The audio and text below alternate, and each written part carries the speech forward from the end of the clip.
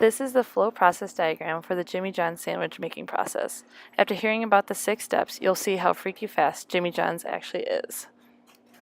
Number 11. Alright, anything else we get going for you today? Nope.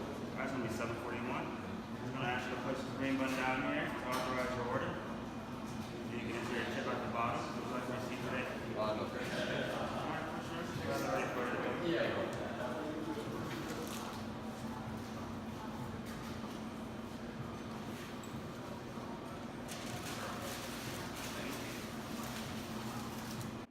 The first step in the Jimmy John's process is placing an order and paying for the sandwich. It takes 28 seconds to complete this step, which makes the capacity equal to 2 customers per minute. This step takes the longest of the whole process and is the bottleneck.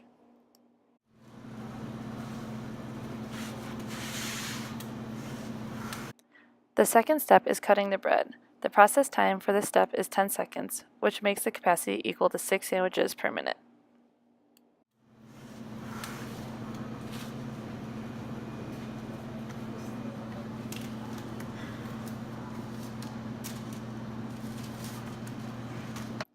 The third step to this process is applying the condiments to the sandwich.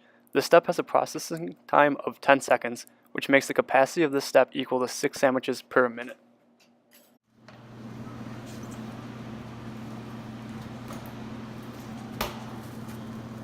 The fourth step is adding vegetables to the sandwich. The processing time of this step is 6 seconds, which makes the capacity equal to 10 sandwiches per minute.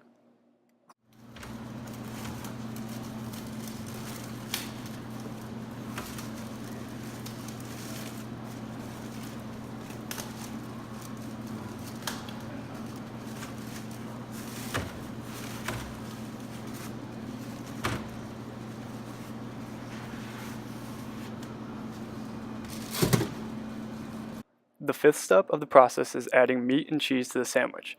The processing time of this step is 20 seconds, which makes the capacity equal to 3 sandwiches per minute.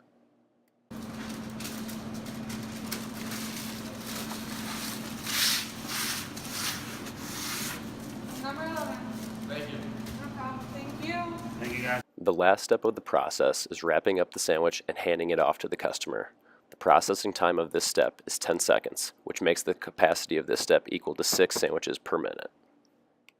The lead time of the process, which is the time it takes from start to finish, is 84 seconds. The capacity of this process is 2.14 sandwiches per minute.